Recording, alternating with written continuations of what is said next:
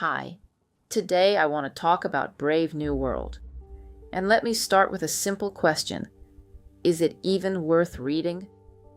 Honestly, it's a strange book. Not in a bad way, more like that's its nature. In my podcast, I usually cover fiction where the meaning is more or less on the surface. Here, it's different. This is the kind of book that forces you to read between the lines. When you're reading, say, a novel about war, a lot of things are clear. Events, morality, human choices. With Huxley, everything is built on allegory. Sometimes the point only makes sense if you mentally flip the idea upside down. You catch yourself thinking, wait, this could actually be true. And this, yeah, that's not impossible either. That said, I'll be honest. Huxley isn't really my writer. I've tried his other books, and they didn't quite land for me. But Brave New World, I did finish it. Mostly because it's part of the cultural canon, one of the most famous dystopias out there. And my impression is mixed. On one hand, it's genuinely interesting. On the other, there are moments so odd that you pause and think, really? That's allowed? By the way, if you're not into reading, there's a TV adaptation from the 2020s. It looks great. Bright, stylish, visually impressive. But there's a catch. Most of the philosophy is gone. What's left is just the shell. And in the book, the ideas are the whole point. You have to sit with them, sometimes even chew on them a bit. So let's get into the takeaways. First, there's a scene where the director of the Central London Hatchery gives a tour to students. He explains how the system works, and the idea is fascinating. People are given only a limited view of the world, just enough to do their job. Why? Because a broader understanding would get in the way of being a good and happy member of society. In plain terms, better to know a narrow slice really well, but never see the full picture. Philosophy? No. Stamp collecting? Sure. And I remember thinking, this feels familiar. Turn on the TV, and you're often shown just one side of a story, even though reality is always more complex.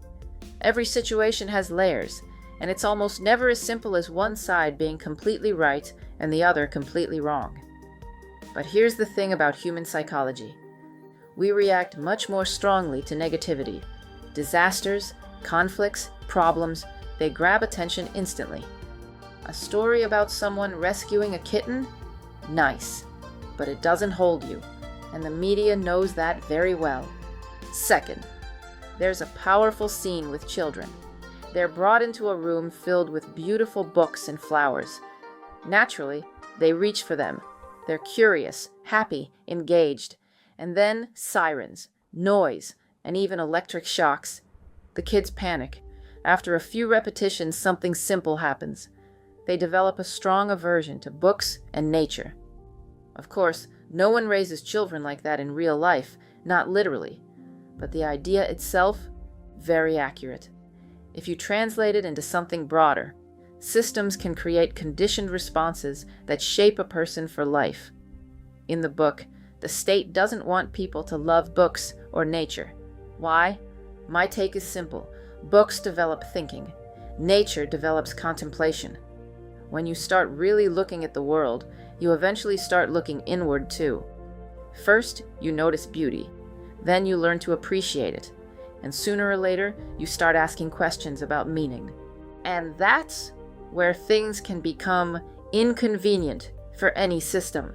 Third, there's a dialogue between Bernard and Lenina. It highlights another key idea.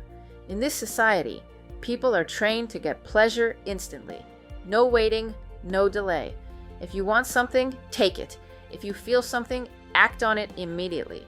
Lenina genuinely doesn't understand why anyone would postpone pleasure. To her, it just doesn't make sense.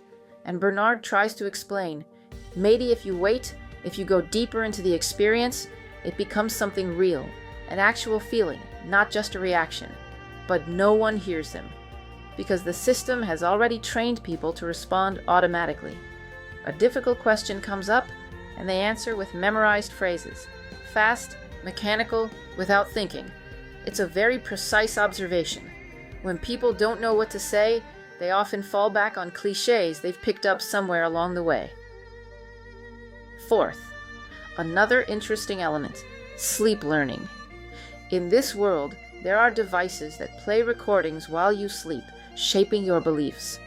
And at the same time, literature, like Shakespeare, is completely absent. Why? Because books require effort. They make you think. Instead, children are fed facts.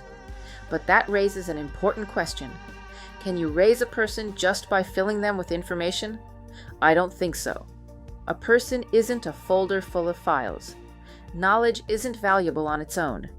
Its purpose is to teach us how to analyze, compare, draw conclusions. And one more thing. Even if someone older tells us this is right and this is wrong, that's still their experience, not ours.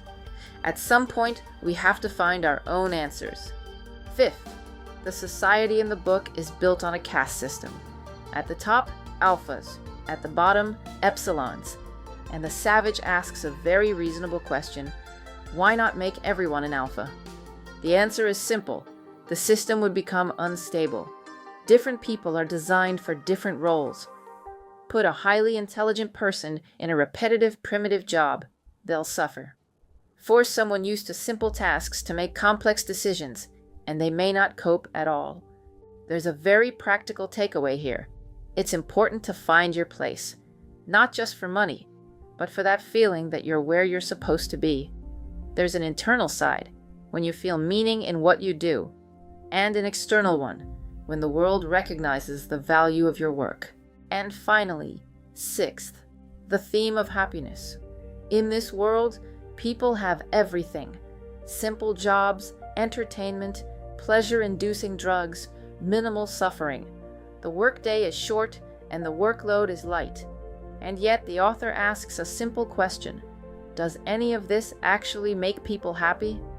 There's an interesting episode. At one point, they reduce the workday to 4 hours. And people don't become happier. Quite the opposite. There are riots, and consumption of soma increases. Why? Because free time by itself doesn't make you happy. If you don't know how to fill your life, free time turns into emptiness, and that feels very familiar.